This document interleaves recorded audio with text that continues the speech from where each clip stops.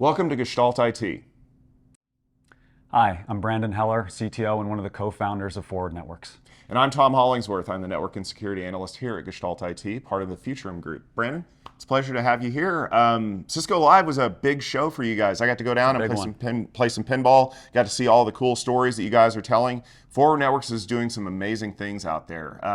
One of the things that I think really resonated with us was hearing from some of the customers of Forward Networks, talking about the journey that they've taken, some of the things that they found in the data that they've been collecting using your platform and what it's allowed them to do. Could you tell me a little bit more about some of the stuff that you guys are working with customers on? Absolutely, yeah. Cisco Live has always been an event we've been at, and lately what's changed is now we're able to talk about the stories of our customers. So I'll give one example. Michael Winston Monday came out and did a great job talking about how he flipped the script with a digital twin. I don't know does our audience know what a digital twin is? Why don't you tell them that? Because I think that's a huge impact on what people are doing and they may not quite understand it. So what is a digital twin? Yeah, it's a new kind of technology, and the way I like to explain it is with analogy because it's always easier that way. So we use Google Maps, we use Google Search all the time. We trust search engines to access the information we need to do our jobs, to go from A to B, to just get anything done in our daily lives. It should be the same way for the network. Those are examples of digital twins that have pulled in all this information from all these disparate sources into one place, made it index searchable, and we trust these for instant access to any question that we've got. So let's say I build this digital twin with all of the data that's coming out of my network and there's information in there. What can I do with Forward Networks that allows me to surface some of those critical things that maybe I need to be taking a look at or that could potentially become problems down the road? Yeah, so it's almost like what can't you do with the data at this point because we make all kinds of data available. What is that data that's in our digital twin? Well, we have configurations, we have state, and then we have an analysis of all of that data, including some telemetry as well. But it's not kind of the focus. And so when you understand the full behavior of that network from the digital twin that we've created, from that config and that state, representing everything that would happen to any packet when it arrives at that snapshot in time that that collection was done, any question you have about connectivity, any question you have about security, whether it's isolation, right? Are these zones isolated, for example, is the kind of question you can ask.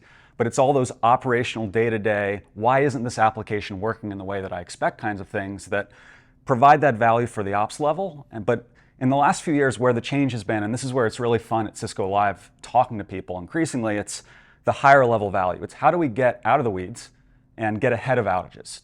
How do we reduce the mean time to insight, the mean time to repair for the outages that do occur, the service interruptions? And then how do we take all that data in that digital twin, whether it's the config and the state alone or normalized, or whether it's the behavioral analysis that we've done, and really get ahead of problems. Identify those conditions that are landmines that may lead to problems when the traffic changes, or increasingly identifying risks, whether they're vulnerabilities or whether they're exposure risks.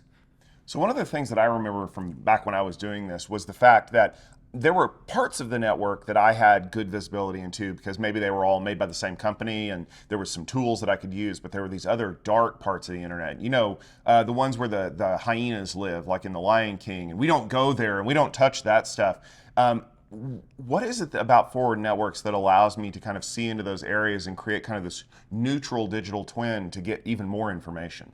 So multi-vendor is absolutely key. If you can't see it, you can't manage it. If you can't understand how the traffic's flowing there or how those devices are configured because they're not part of your model, they're not part of your visibility set, how are you going to effectively manage it? And so we support something like 40 platforms today. Mm-hmm. It's a list so large, I don't know exactly how many there are, but it's the majority of what's been deployed in the world of networking today, whether it's switches or routers or load balancers or firewalls or software-defined edge or software-defined WAN or increasingly clouds, the big three. And so by having that visibility across your entire environment, both cloud, on-prem, and then the hybrid combination that we're increasingly seeing, that's where our value can really be delivered. And it's at that larger scale where no one person knows all the devices, where there's been growth by acquisition, where there's just no one person on the team who has the full picture, where the ability to understand complete paths, the ability to ask questions of the entire network just becomes much more valuable. And I know that that's a huge problem in a lot of organizations now, because a lot of the new applications that they're deploying have hybrid elements where some of it lives in the cloud, but some of it needs to live on-prem, and nobody really knows which part goes where until something goes wrong. And then there's this scramble. Everybody needs to get on the bridge right now and figure out why this application's running slow or things aren't working. Is that something that Forward Networks you can dive into and go, okay, well, we're seeing things here and we think the problem might be over here, which is in this area that maybe we don't directly control, but we can get those people on the phone to fix it? So one of the big themes I remember from Tuesday back at Cisco Live was talking about the importance of having visibility when you need it, so you don't have everyone on that bridge call in the middle of the night. We're able to provide that. You can have an underlay with an overlay. You can have different devices of all kinds. You can have campus to data center and back, and then back to cloud again and back to a data center. The complexity of paths is not something you have to worry about. You can start with a network that someone else configured maybe, or maybe you wouldn't do it that same way today. And that complexity is not something that you have to worry about to get to the mean insight of where's the traffic going, is it matching your expectations, and increasingly, what is the performance along that path? We're actually able to collect SNMP counters now and show you along that path whether there are any issues like lots of drops there or high utilization. One of the reasons why it seems like there's always this fire drill of getting so many people on that call is because we have to have the right people that know how to talk to the network in order to be able to find that information when an executive is asking, why do things run slow? And I know that Forward has a solution for that as well with your NQE. What is it about using NQE to be able to talk to your network like a human that makes customers so happy? Yes. So I think everyone in digital infrastructure, whether application, security, cloud teams, should have access to the same knowledge that what traditionally the network team has had. And via the interface being questions in their direction has made available, right? It should all be an API call. It should all be a web interface. It should be easy for everyone to understand what is going on, to diagnose their applications, to verify their security policies, to drive their automation. And so with NQE in particular, you mentioned that one, right? Network Query Engine is what NQE stands for, and that is our normalized data platform, you can think of it like that, by which you can ask questions. Now increasingly, and this was really fun at Cisco Live, as people came by and we did demos, I asked them to just type a question. What is it that you're looking for in your network? And I gave some pointers on how to guide the AI that we released back in January to try to do this. Like, I'll give one really quick example. Show me all the interfaces that are supposed to be up but are actually down. That's such a simple question to ask, but in practice, to get that answer requires that you build collection infrastructure on all your potentially 10,000 plus devices, that you store that information, that you build a query engine for that data, you build a web interface to expose it, you track all that over time, you make it available continuously even when anything goes down, and then you add your little bit of question-specific logic on top. And so we're able to enable customers to just ask what it is that they want to do, go to the AI Assist, ask for that bit of data, and then get the report network-wide. And every time we collect that data, however many times per day they want, they get an updated view of what's going on there, whether it's generating a report for audit purposes or whether it's trying to identify a condition that in the past has led to an outage, or whether it's, whatever the purpose is, whether it's just interesting and they want to know, they can now ask questions and get answers that previously they just didn't have the time to do.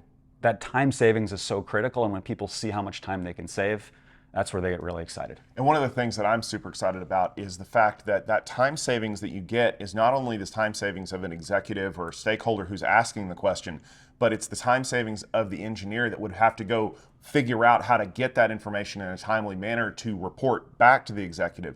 Now we're saving twice as much time because we're getting fewer resources involved in getting an answer that seems easy on the surface, but could be very non-trivial underneath because of the amount of data that you have to sift through. Exactly, and the questions can be so dead simple on the surface. What are my exposure points to the world, and are there any vulnerabilities on there?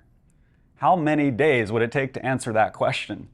That's a question that auditors like to ask. That's a question that CEOs and boards like to ask, because that is one of the critical questions of relating to attack surface management and risk. And so when we're able to make any question available with an immediate answer, and people can iterate on those questions if they don't get it right the first time, it's just really powerful. And the time savings matter not just because there's someone who's got to generate that answer, but it's then that time can go to more productive things. That time can get you out of the weeds of generating the report and all the way to actually making your network better, deploying new systems, understanding those problems that you had in the past. It sounds like there's a lot of great content that you guys recorded when you were at Cisco Live. If people want to go find out a little bit more about maybe some of these customer stories or potentially even see some of the cool stuff that you do in action, where's the best place to do that? So forwardnetworks.com would be the place to go. We'll put up the top content there and make it easy to find. And if you want to check out some more great content that we've done over the years with the people at Forward Networks, make sure you go to techfieldday.com, look for Forward Networks. You can get a list of all the videos that they've recorded and all of the great coverage that you've seen from our delegates who have been impressed with the things that Forward Networks has been building over the years. And make sure you stay tuned to gestaltit.com for more great coverage from Cisco Live, from Forward Networks, and all kinds of other great stuff. You're not going to want to miss it. Check it out.